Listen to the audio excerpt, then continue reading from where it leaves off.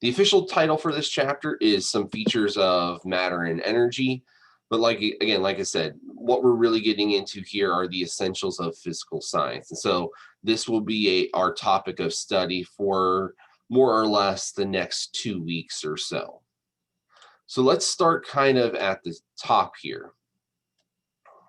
Units and measurement.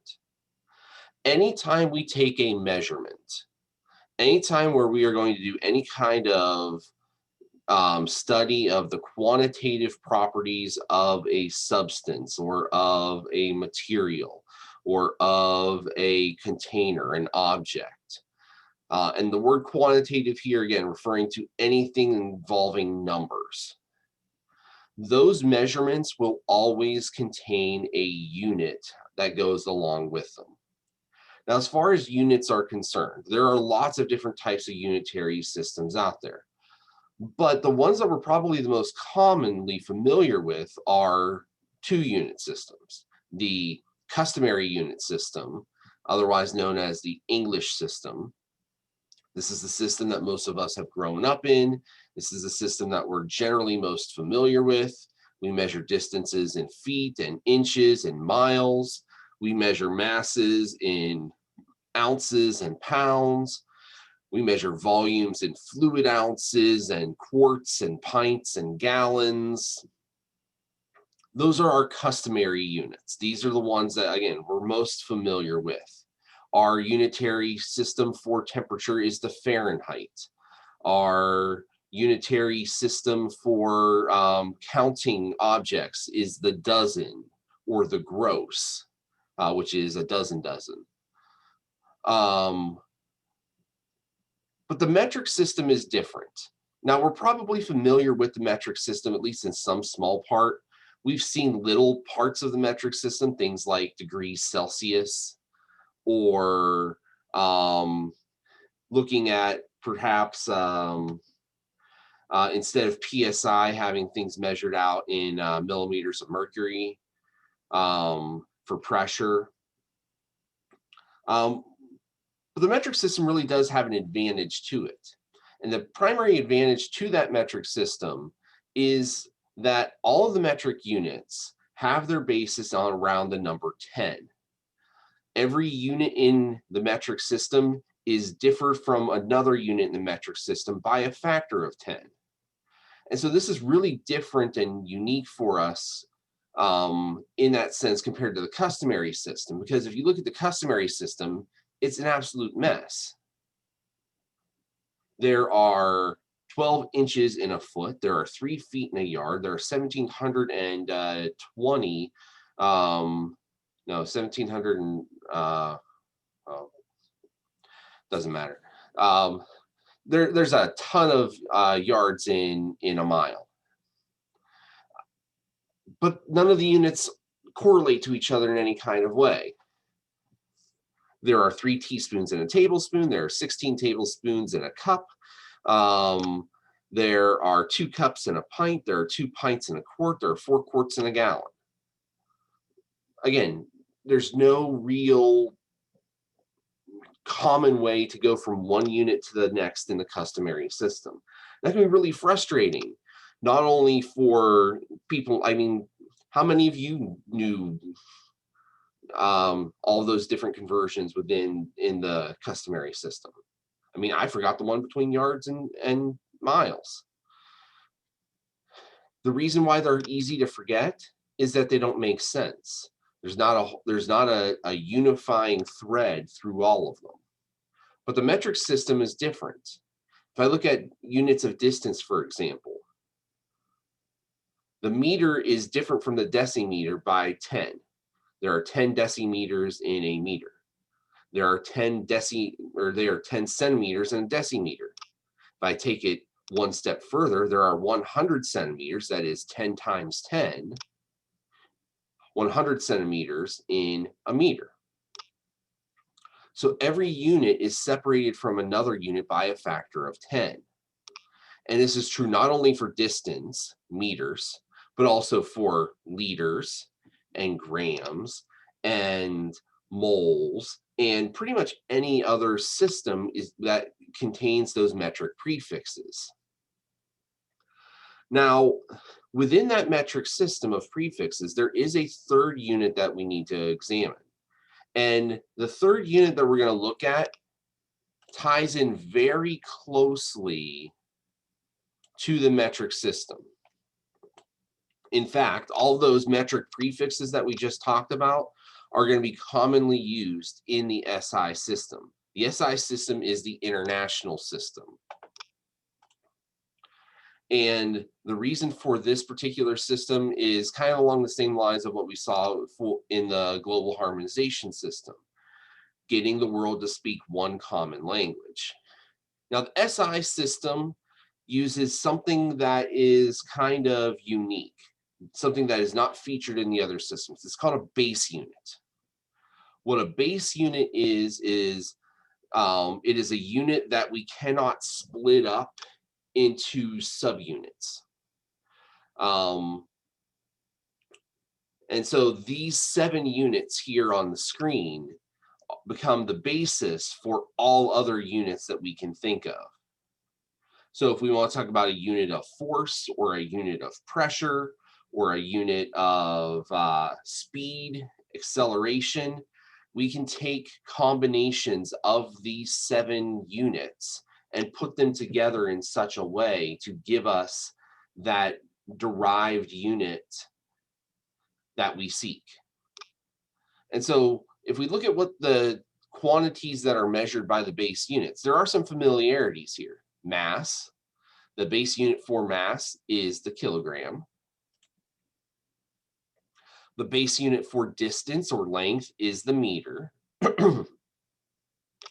The base unit for time is the second.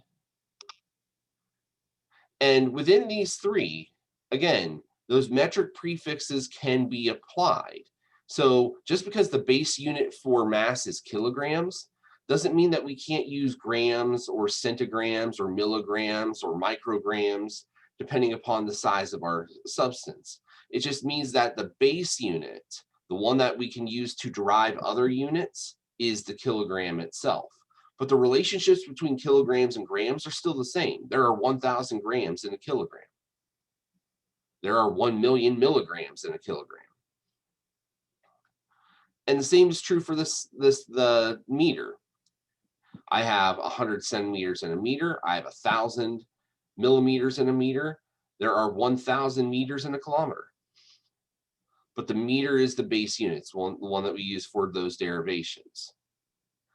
And so I can put combinations of these units together and give me other units as well.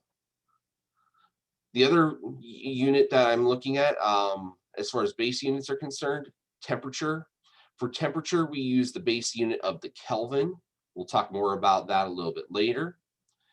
For amount of substance, we're going to use a unit called the mole. Moles are not going to have too much significance to us in this course, but if you take any more advanced chemistry courses, you'll see a lot more with moles there. Electrical current, we measure that in amperes or amps. If you've done any kind of electrical work whatsoever in your life, even as simple as hooking up speakers, you probably have a relatively good understanding of what amps are. Luminous intensity is measured in candelas, CDs. If you ever go to buy a light bulb, look closely at what the luminous intensity is. It'll give us a value in candelas or lumens, and that'll tell you how bright the light is going to be. Some light bulb applications have really, really bright lights. Some have less bright lights. It really kind of just depends on what the situation is and what you're trying to illuminate. But what I want you to notice here, among these units, there is no volume. So notice that liters are not present, gallons are not present. Nothing is present here for volume. Why is that the case? Because volume is considered a derived unit.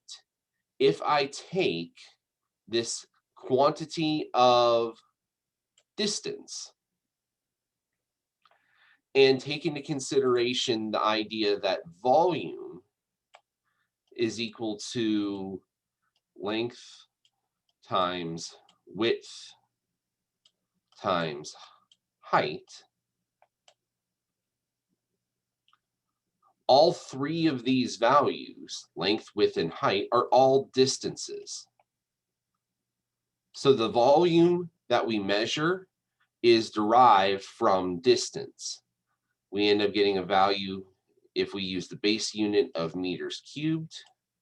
1 cubic meter is equal to 1,000 liters.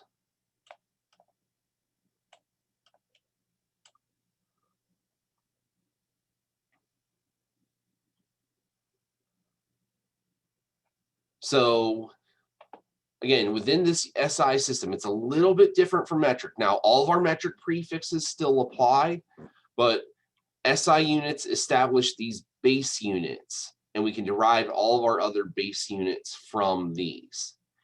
So if I want to look at pressure, if I want to look at force, if I want to look at acceleration, if I want to look at speed, if I want to look at specific heat capacity, energy, all of those measurements all contain units, but all of those units are derived from one or more of these 7.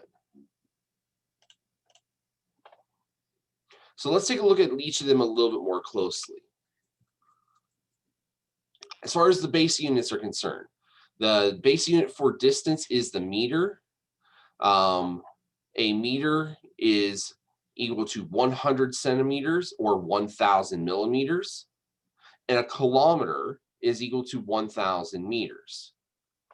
So some things that we can kind of pull out of that: prefixes, centi is equal to 1/100th of the base unit. Milli is equal to 1/1000th of the base unit. Kilo is 1,000 times the base unit.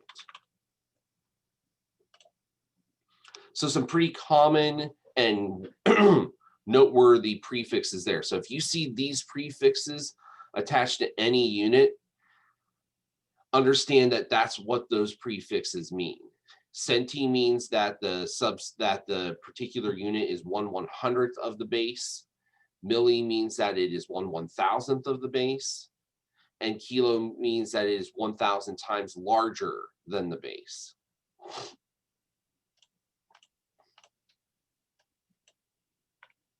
For mass, base unit of mass is the kilogram in the SI system.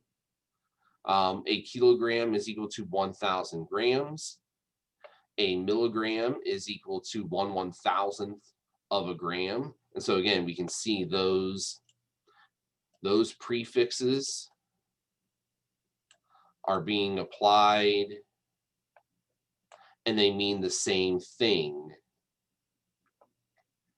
as they did for the distance. Now, by definition, mass is equivalent to the amount of matter that is in an object, regardless of location. This is different from weight.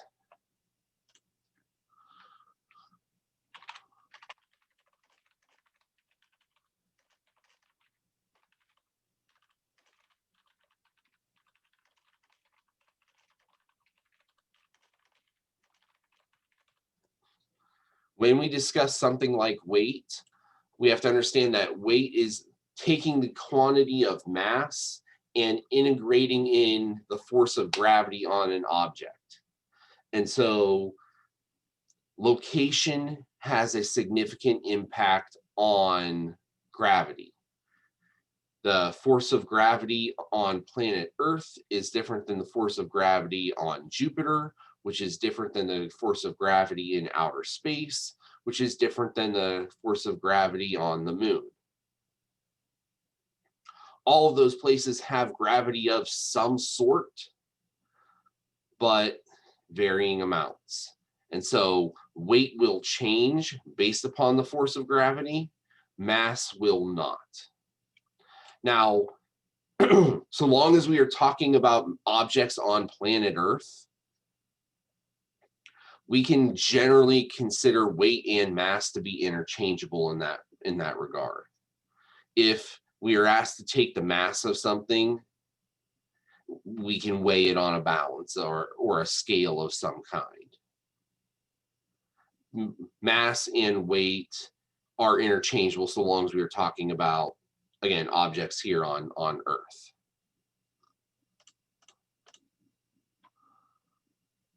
Volume.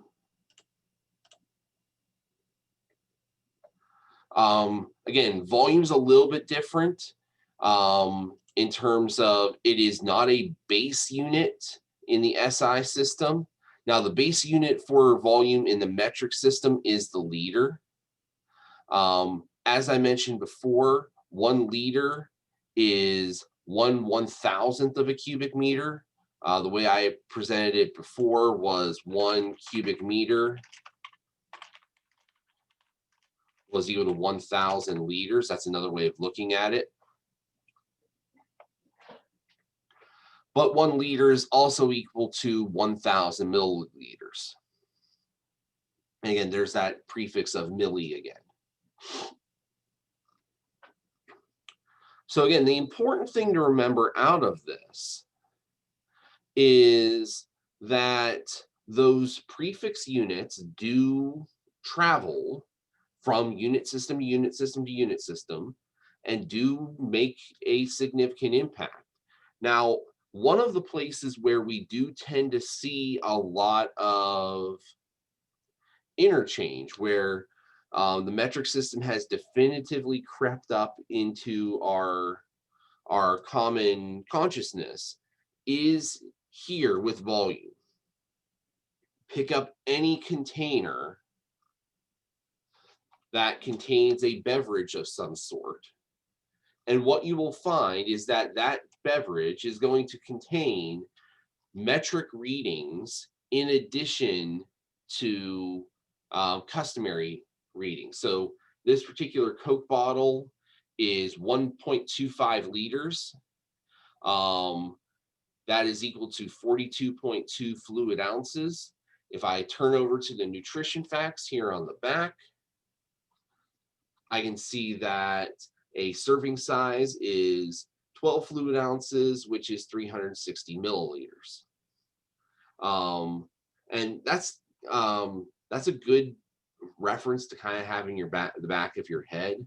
A fluid ounce is just a little bit more than 29 milliliters.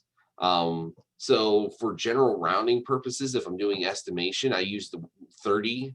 It's a 30-to-1 ratio. And so that comes in handy from time to time when you're there are certain kinds of measurements that you have to do where you need to know kind of that conversion.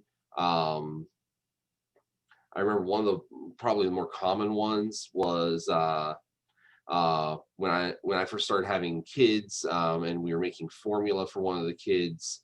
The ratio was 1 ounce for a certain amount of formula. But the bottles that they would give us at the hospital were all metric. And so you had to very quickly do it in your head. Okay, it's about 30-to-1, so I need 30 milliliters of the water. I need this much powder, and you could do it that way. And there are other examples that are kind of like that in certain professions. The medical field generally uses the metric system. Consumer products, especially here in the States, generally use the customary system. And so being able to be flexible and use those quick little tricks to try to help you get from one unit system to the other can tend to be pretty easy and good ways to kind of convert between one and the other. This is a much more comprehensive list of conversion factors. And for your reference, this list of conversion factors will be something that is given to you in a testing situation. So if you need, we're going to talk about how to do conversions from one unit system to another in the coming days. But this table is going to be something that you are going to use.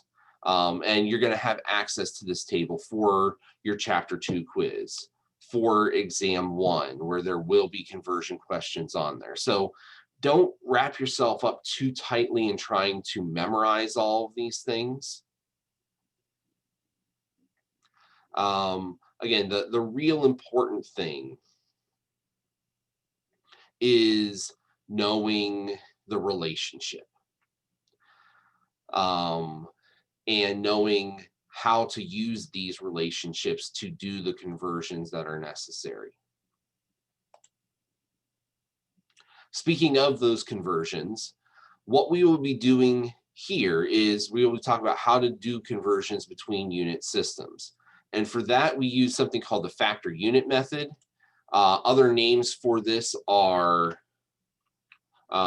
unit cancellation and dimensional analysis.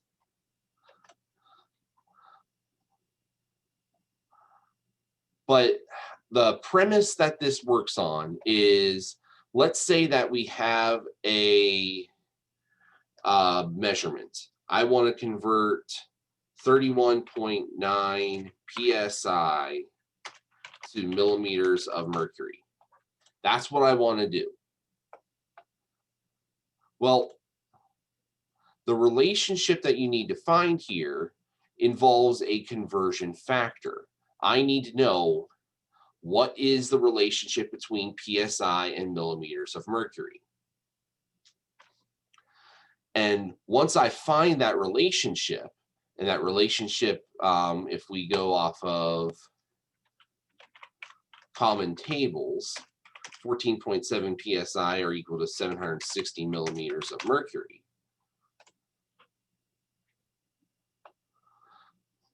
With that proper conversion factor, the task at hand is to use this conversion factor like a fraction, and with that fraction, cancel out the units that I don't want, psi, and convert to the units that I do want. And so dimensional analysis, the factor unit method, involves essentially multiplying a measured value by a series of fractions that are equivalent to each other. And because the top and the bottom of each fraction are equivalent to each other, we aren't breaking any rules of mathematics. Anyone will tell you that something multiplied by 1 will give you that something again. If the numerator and the denominator are equivalent to each other, just in different units, that's the same thing as multiplying by 1 in terms of maintaining the original status of that first measurement.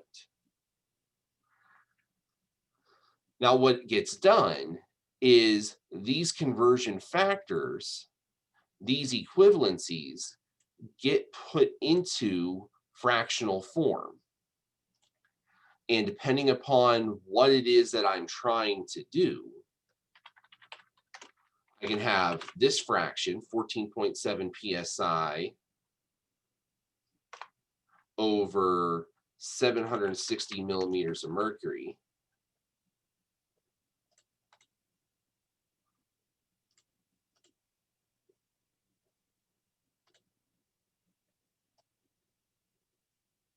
That's one possible conversion fraction. The other possible conversion fraction, of course, would be the flipped opposite, 760 millimeters of mercury over 14.7 psi. Now, which one would I use?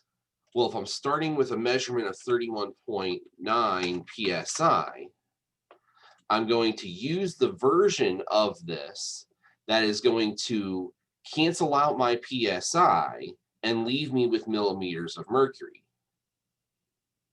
And the one that does that is this second one, actually. This second conversion factor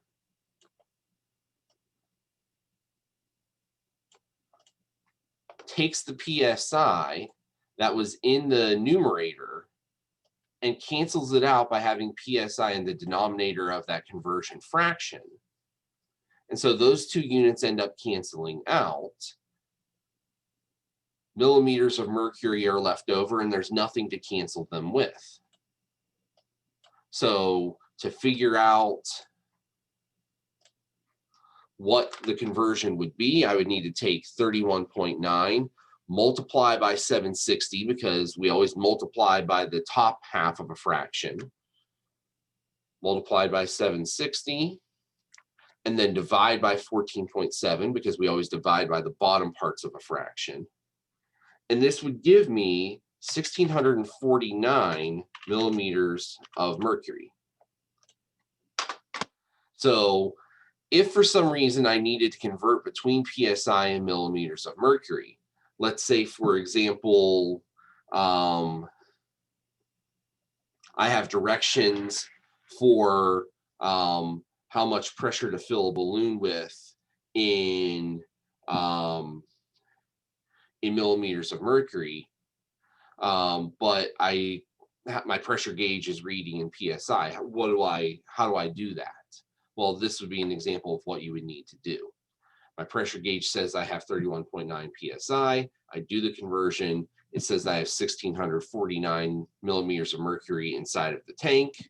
And if that's what I need for the balloon, then I can empty the tank into the balloon and know that I've filled it to the correct and proper amount. So let's do some practice problems along this line. The first one, convert 29.99 centimeters into feet. So in this one, we need to go from centimeters to feet, which means I need a proper conversion between centimeters and feet. I'm going to go back to my drawing here and see that, okay, I don't have a conversion exactly between centimeters and feet, but I do have a conversion between inches and centimeters. And if I can convert the centimeters into inches, I can convert the inches into feet, because I know that there are 12 inches in a yard. Or excuse me, 12 inches in a foot. So I'm going to end up with two conversion factors here. There are 2.54 centimeters in 1 inch, and there are 12 inches in 1 foot. So two different conversions here that both need to be applied. If I start with my 29.99 centimeters,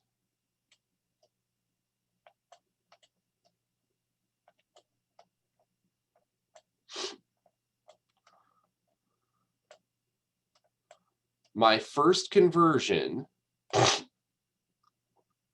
needs to turn those centimeters into inches. Now, which part of this conversion needs to go in which part of the fraction? So what do I need to put on the top? What do I need to put on the bottom?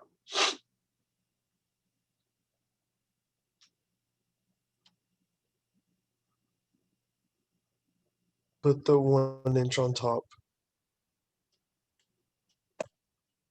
Okay, thank you, Doug. That would mean that the 2.54 centimeters goes on the bottom. Now, why do we choose this particular orientation? Again, it comes down to we need the centimeters to cancel out. So if I've got centimeters in the top of this fraction, Centimeters are going to have to be in the bottom of this fraction to cancel out. So centimeters now cancel. I'm left with inches. That's not what I want. I want feet. So I've got to do one more conversion here to go from inches to feet. All right. And so now I'm going to outline it here in blue. Now I need to use the second conversion factor, 12 inches and a foot. And where does my 12 inches go? Is it going to go in the numerator or the denominator?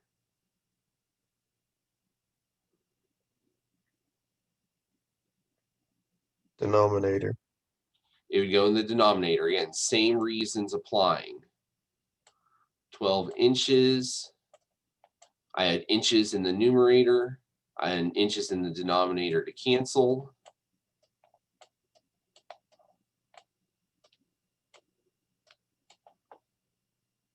My inches now cancel. I'm left with feet, which is what I want, so I can stop.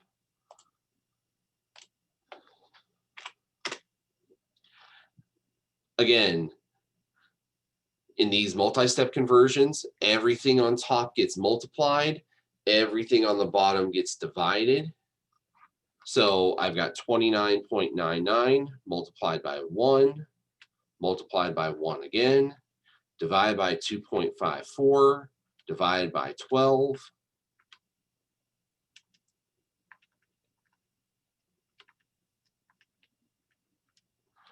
And I get, my calculator tells me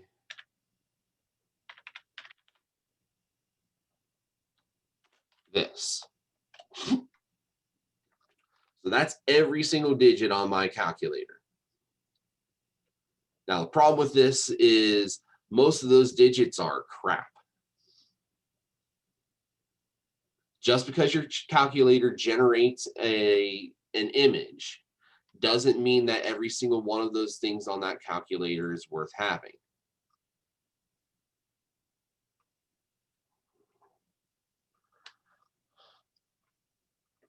So what we have to consider is how many digits are useful.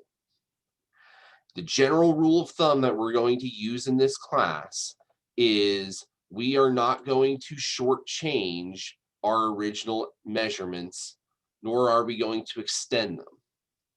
So my original measurement had 4 digits in it. My final measurement will have 4 digits in it as well. So not counting the 0, because the 0 is not anything more than a placeholder there. I'm going to rewrite my answer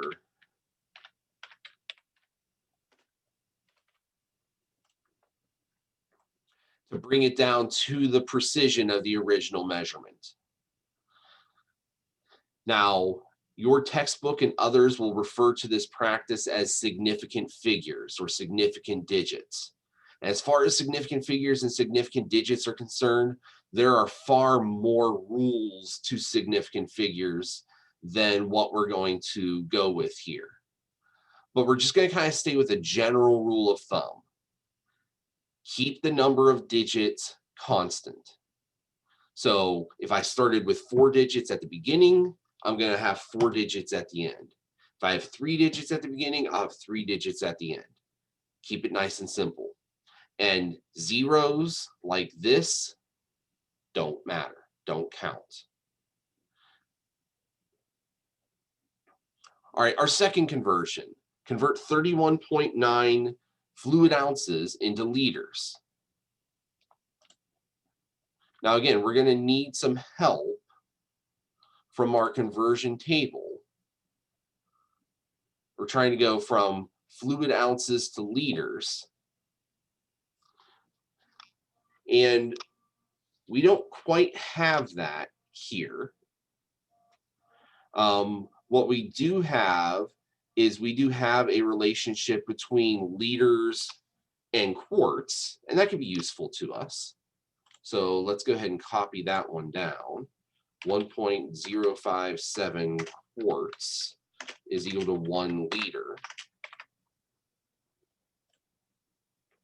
And does anyone know how many fluid ounces are in a quart?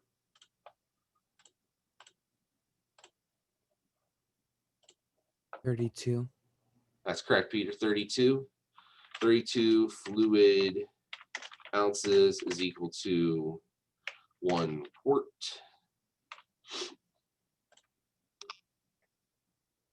So we're going to set this up in exactly the same kind of way that we did the previous. We have 31.9 fluid ounces.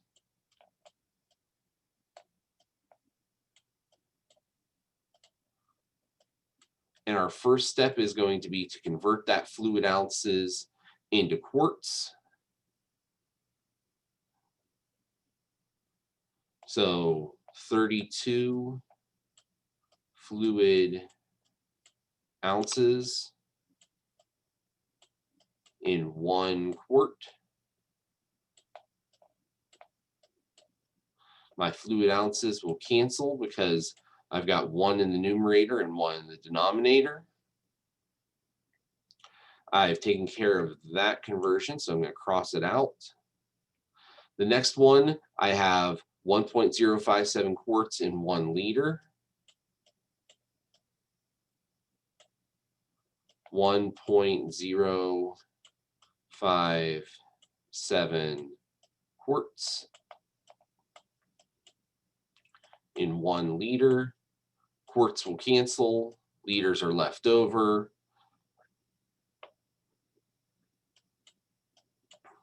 So once again, we're multiplying by everything in the numerator, dividing by everything in the denominator. 31.9 multiplied by 1, multiplied by 1, divide by 32, divide by 1.057. Calculator spits out 0.943117313.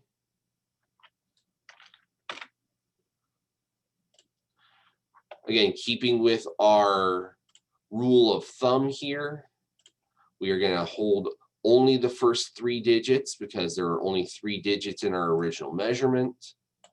So rewriting, this is 0.943 liters. All right, any questions with factor labeling and dimensional analysis?